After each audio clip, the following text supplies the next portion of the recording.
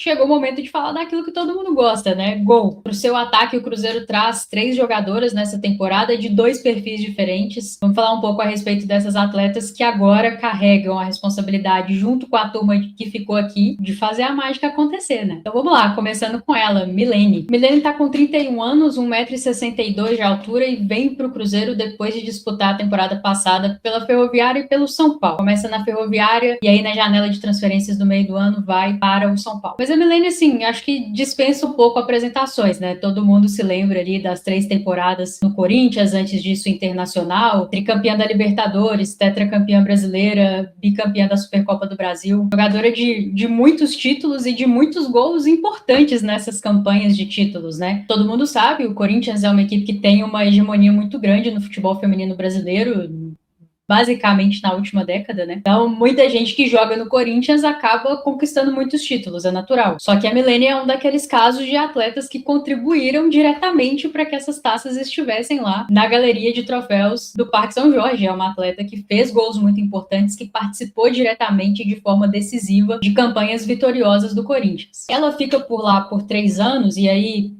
em 2023 foi a melhor temporada em números, né? Foram 17 gols e 2 assistências em 40 jogos. Em 2024, o número de gols até cai um pouco, mas são gols fundamentais para que o Corinthians vencesse o que venceu, principalmente, assim, Libertadores, né? E em 2025 ela se transfere para a Ferroviária. Faz 18 jogos, marca 4 gols, fica até a janela do meio do ano e, assim, é um período em que ela e a Vendito começam meio que a disputar a posição ali na referência de ataque da Ferroviária, né? E, assim, o momento da Vendito é muito bom, uma jogadora que está com 20 anos, né, e viveu a sua melhor temporada em 2025 e vinha ali pedindo passagem no time titular da Ferroviária. Quando a Milene se transfere para o São Paulo, ela acaba que não pode jogar todas as partidas com o São Paulo, porque já tinha disputado algumas competições pela Ferroviária. Então, por exemplo, ela não pode jogar o Campeonato Paulista. E a sensação que passa é que o São Paulo contrata ali muito em função da Libertadores, né? Era a primeira Libertadores da história do São Paulo. E aí, assim, a gente não sabe direito como funcionam os bastidores, né? O que aconteceu primeiro, mas na imprensa o fato é que sai primeiro é a rescisão contratual dela com a Ferroviária e aí na sequência o São Paulo faz a contratação. O São Paulo é eliminado na fase de grupos, né, da Libertadores, então disputa só 3 jogos. Nesses 3 jogos a Milene marca um gol e dá uma assistência, né? Então são 2 participações diretas em gol em 3 partidas. Tanto o gol quanto a assistência são na estreia ali do São Paulo na competição. O primeiro gol da história do São Paulo na Libertadores é marcado por ela. E a Milene é esse tipo de jogadora, né? A jogadora dos grandes momentos, das grandes competições, uma atleta muito experiente, acostumada a vencer, acostumada a jogar mata-mata e que eu acredito que o São Paulo contratou naquele momento justamente para agregar essa experiência, essa qualidade, esse poder de decisão ao seu elenco numa competição tão importante pela primeira vez na história do clube. E eu acredito que o Cruzeiro se interessa pela contratação pelos mesmos motivos. É uma jogadora que em campo ainda pode entregar bastante, embora não viva o seu auge. Eu não acho que com 31 anos vai viver o seu auge da carreira aqui no Cruzeiro, não acho que vai ter os melhores números da carreira por aqui, mas é uma grande atacante que consegue contribuir com um número relevante de gols, de assistências e principalmente agrega essa experiência em grandes momentos. E eu acredito que o elenco do Cruzeiro, ele precisa disso, né? É sempre bom que você tenha jogadoras acostumadas a esses grandes momentos. E assim, se tudo der certo, né, se Deus quiser, nós teremos muitos momentos como esse ao longo da temporada 2026. E a Milene é uma jogadora de quem eu espero nesse tipo de momento chamar a responsabilidade, colocar a bola debaixo do braço e resolver. Algo que eu acho que o nosso elenco como um todo está criando, né? E eu acredito que a temporada 2025 ela serve também para isso, para que a turma se acostume a certas circunstâncias. Temos jogadoras vencedoras no elenco do Cruzeiro, campeãs brasileiras de Libertadores, coisa e tal. Mas como grupo, com a camisa do Cruzeiro, a turma está se acostumando a competir nesse nível agora, né? 2025 foi o nosso primeiro ano realmente competitivo. E eu entendo que a manutenção desse elenco, da base desse elenco, foi bem importante para isso, para que a gente chegue mais preparado em 2026 para momentos mais agudos da temporada, mas é claro que se você consegue contratar atletas que tenham essa experiência e possam agregar isso no seu vestiário, é sempre muito bem-vindo. Embora possa fazer outras funções, eu enxergo a Milene no comando de ataque, disputando posição e pedindo oportunidades ali como camisa 9, e aí acho que a temporada da Lelê em 2025 é superior à temporada da Milene. Os números são superiores, mesmo se a gente tirar os números da Lelê no Campeonato Mineiro ali contra os adversários mais frágeis, né? Olha que se tirar gol da Lelê contra o Itabirito faz falta, hein? Teve isso, mas tudo bem. Mas mesmo se a gente excluir esses gols contra Itabirito, Valadares, Araguari, os números da Lelê são superiores. Eu não acho que futebol é só número, tá? Fez gol, jogou bem, não fez gol, jogou mal. Mas é inevitável. Se você joga no comando de ataque, camisa 9, o gol vai ser utilizado para te avaliar, faz parte, né? A temporada da Lelê é melhor do que a temporada da Milene. Acho que a Milene, por esse motivo, não chega ao Cruzeiro como titular absoluta da posição, que é algo que ela chegaria em várias equipes, mas chega para ser alguém, para ser uma baita de uma sombra, né? E assim, que tem condições técnicas, sem dúvidas, de assumir a titularidade. Aí vai depender do que cada uma estiver produzindo nos treinos e nos jogos. Acho que num primeiro momento é muito difícil imaginar o time do Cruzeiro sem a Lelê no comando de ataque, embora o treinador consigo imaginar, né, em alguns momentos, mas tudo bem. No geral, é ela por ali, né, formando dupla de ataque com a Bianca. E acho que pelo que as duas fizeram na temporada passada, segue assim. A questão é que a Milene agrega algo que eu falei sobre a Rafa Leves, que eu falei sobre a Ana Flávia, que é a profundidade de elenco. Você ter mais de uma opção interessante para o mesmo setor ou para a mesma função, né? Acho que na temporada passada, a Lelê não tinha uma centroavante, né, com quem ela competia. A Bianca é centroavante de origem, mas no Cruzeiro já há bastante tempo não joga dessa forma, até pode ser a referência de ataque, mas na minha opinião ela pode nos entregar muito mais fazendo outras funções. Quando a Lelê não pôde jogar, o Jonas escalou, por exemplo, a Marília de dupla de ataque com a Bianca contra o Real Brasília, né, que a Lelê teve aquele problema lá do torcicolo, mas centroavante não tinha. E é importante ter, né? E não só ter por ter, né, mas atletas que possam fazer a diferença, que possam entrar no jogo e decidir para você, em especial quando a gente fala dessa faixa de campo e dessa função, atletas que tenham paro de gol, poder de definição. A Lelê tem muito isso, mas a Milene também tem muito isso, e eu acho que o elenco do Cruzeiro ganha bastante em trazer uma jogadora desse calibre para estar aqui com a gente. É bem verdade que quando ela jogava no Corinthians, ela estava num contexto muito favorável para qualquer jogadora que joga ali no comando de ataque, que é estar numa equipe que produz um volume muito grande de oportunidades claras de gol.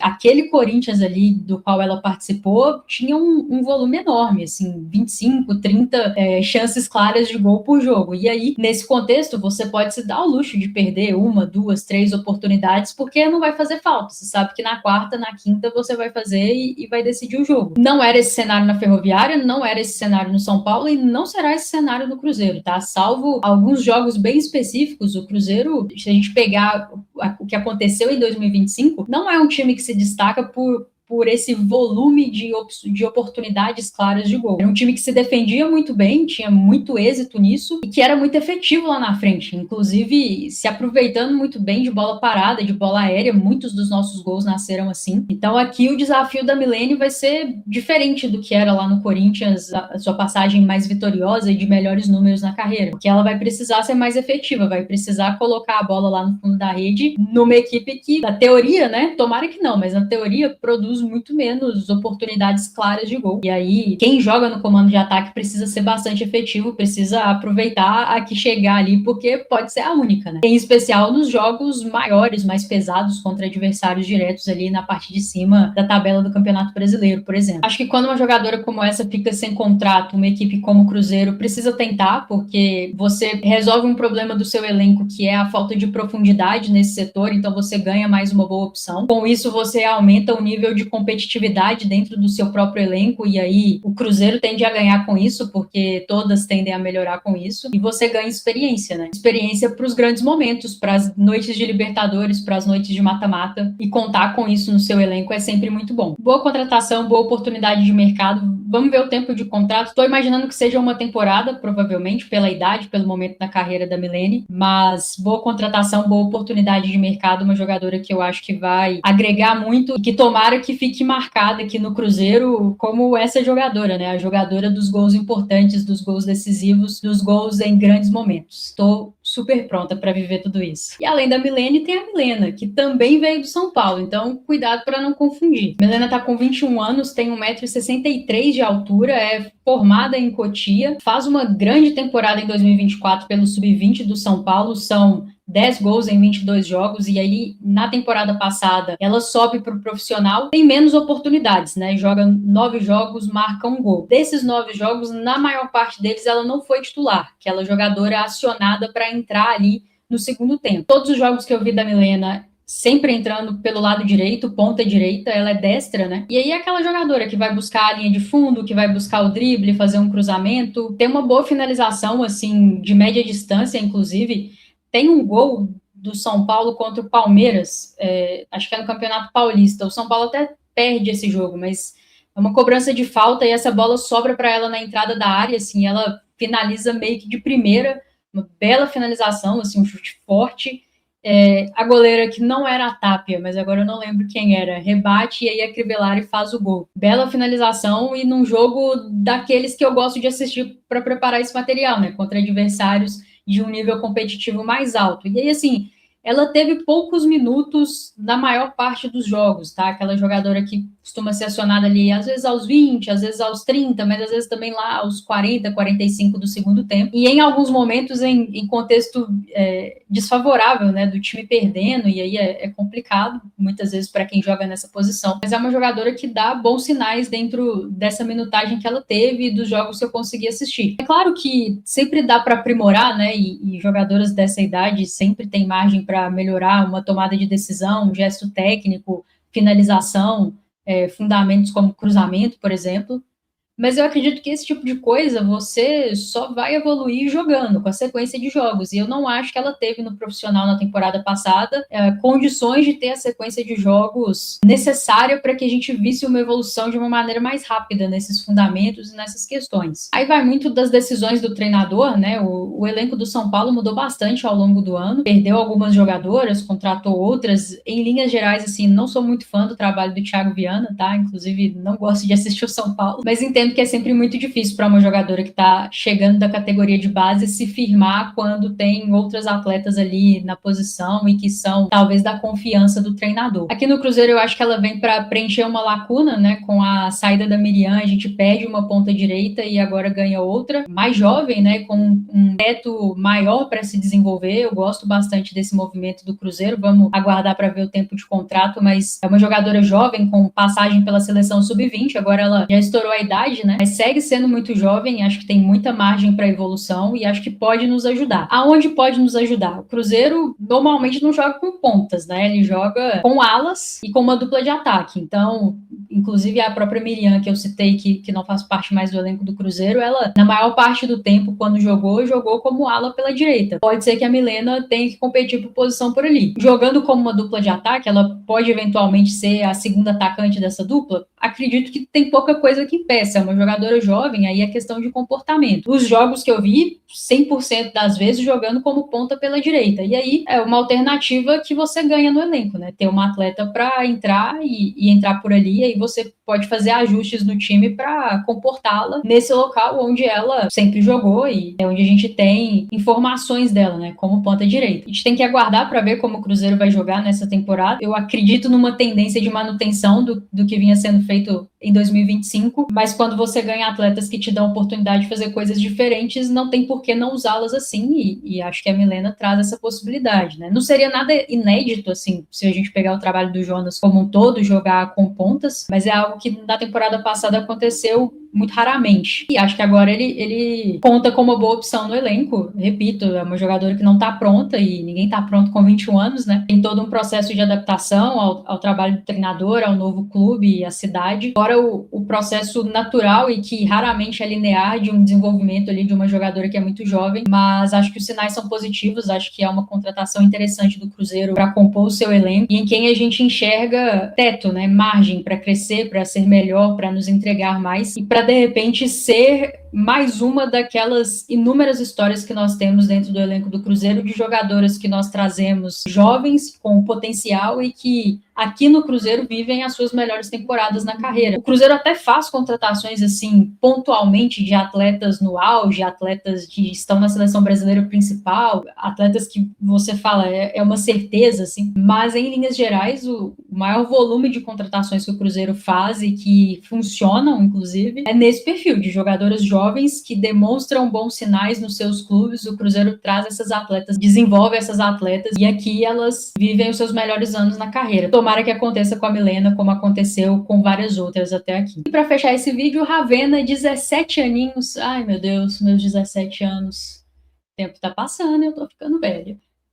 Ravena estava no Fortaleza, nas categorias de base. Você provavelmente já conhece do Mundial Sub-17. As nossas queridinhas deste solo fizeram uma campanha fantástica, né? Ficaram, cara, muito, muito perto da terceira colocação, né? O futebol, às vezes, ele é muito cruel e ele foi muito cruel com elas. E por coisa de minutos, uma tomada de decisão equivocada, um gesto técnico mais ou menos, um azar danado também, né? Vamos falar a verdade. E aí acabou escapando, mas foi uma campanha histórica. E foram os jogos da Ravena que eu assisti para preparar esse material. Eu assisti o Mundial, assisti a competição enquanto ela estava acontecendo, mas depois que surgiu a informação do acerto com a Ravena, eu fui ver de novo os minutos que ela teve e, cara, é uma joia, né, que o Cruzeiro está trazendo para o seu elenco. Eu tô muito curiosa com relação ao tempo de contrato, porque, assim, tem sido comum no Cruzeiro a coisa de 2 anos de contrato. Para a Ravena, 2 anos eu acho pouco. Eu espero que seja 3, 4, porque pela idade, pelo potencial, é uma atleta para a gente vislumbrar um retorno técnico e um retorno financeiro. Só que o normal é que as duas coisas demorem um pouquinho, né? Uma jogadora muito jovem. Então eu espero que o Cruzeiro tenha conseguido fazer um contrato que o proteja, assim, porque eu não tenho dúvidas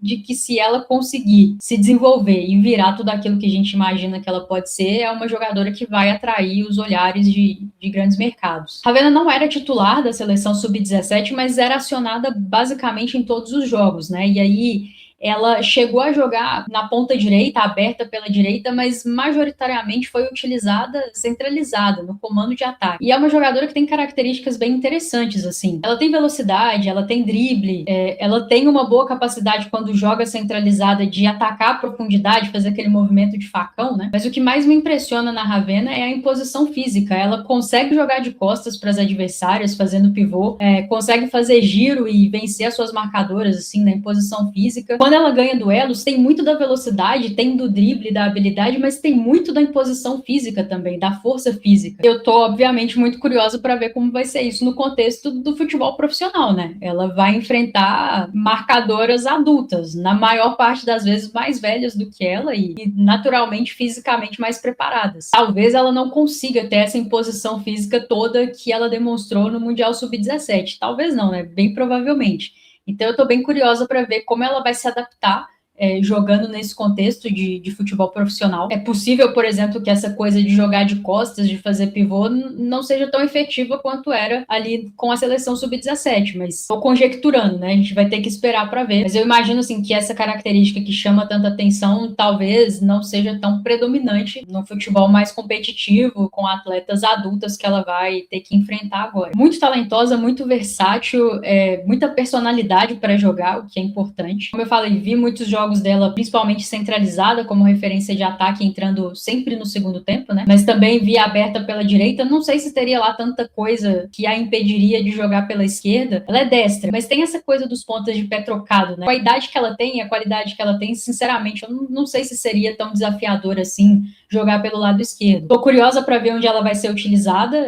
De qualquer forma, é mais uma boa opção para o comando de ataque. Se na temporada passada tínhamos poucas opções, acho que a gente ganha em qualidade, mas é óbvio, é uma jogadora de 17 anos, ela faz 18 agora no meio do ano, junho ou julho, me fugiu aqui. Então a gente tá falando de uma jogadora que tá pulando uma etapa, né? Era para estar subindo para um sub-20 e tá indo direto para uma equipe profissional. É evidente que ela não tá pronta e é evidente que é preciso ter paciência com o processo dela. Muito trabalho para a comissão técnica do Cruzeiro para lapidar essa jogadora em todos os sentidos, né? Para que ela possa aproveitar bem as suas oportunidades e ser blindada toda vez que tiver essas oportunidades. Mas assim, demonstra um potencial gigantesco. Claro, precisa melhorar um pouco na tomada de decisão, todas sempre precisam. Gesto técnico, acho também que esse movimento que ela faz de atacar a profundidade, muitas vezes ela pega impedimento, assim, então é preciso ajustar esse time, mas são ajustes finos, né, são detalhes que para uma jogadora de 17 anos é evidente que ela não vai estar pronta, que não vai estar fazendo tudo 100% perfeito, 100% do tempo, mas é um dos grandes nomes dessa geração, né, e aí é ter cabeça no lugar para conseguir se desenvolver e chegar lá onde a gente gente deseja que ela chegue, né, com a camisa do Cruzeiro e da seleção brasileira. E aí é difícil esse caminho, né? Assim, são muitas coisas para além do campo e bola que tornam se tornar uma atleta profissional e desse nível muito desafiador. Antes fosse só questões técnicas, né? Seria mais fácil. E aí fica a torcida para que ela seja muito bem acolhida dentro do Cruzeiro, tenha uma cabeça boa, cabeça no lugar para chegar onde a gente enxerga que ela pode. Mas é um dos nomes mais interessantes dessa geração, sem dúvidas. Tomara que a comissão técnica do Cruzeiro seja muito feliz na condução dos trabalhos com a Ravenna e que ela seja muito feliz nas oportunidades que tiver. Não acho que uma jogadora como essa tem que chegar para ser solução de nada e não chega para isso, mas chega para ser uma alternativa bem interessante. Tomara que ela consiga jogar leve, com a personalidade que a gente viu no Mundial Sub-17, porque desse jeito eu acho que ela pode nos ajudar muito, muito mesmo. A informação que eu tenho é que tinha um grande clube do estado de São Paulo muito interessado na contratação da Ravenna. Esse clube tem uma categoria sub-20 e o Cruzeiro conseguiu trazê-la, né? Então, um ótimo trabalho da diretoria, uma contratação que me deixa bastante satisfeita, assim como me deixa bastante satisfeita a janela feita pelo Cruzeiro de Garotas para o início dessa temporada. Eu não acho que é uma janela perfeita, eu acho que os problemas dela são bem óbvios, mas também é preciso dizer que é uma janela que traz soluções para alguns dos principais problemas que nós tivemos na temporada passada. E é sobre isso que eu quero falar no próximo vídeo, uma análise mais geral do nosso elenco, um balanço entre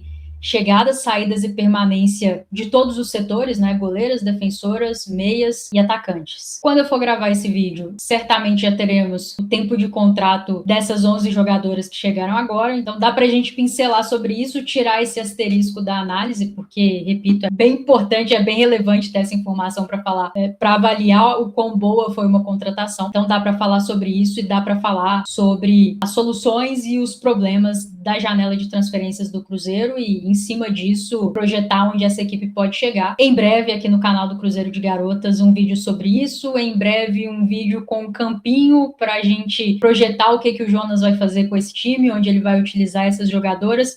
E possivelmente o meu campinho também, porque eu meio que gosto de brincar de futebol manager, e aí vai que sobra um tempinho para eu mostrar para você como eu escalaria essa equipe. E olha que eu faria um negócio que eu acho que você não tá pensando, não. Forte, é forte. Vamos ver se sobra um tempinho para falar sobre isso. Então, análise do elenco do Cruzeiro, problemas e soluções, em breve aqui no canal do Cruzeiro de Garotas. Um abraço, tchau.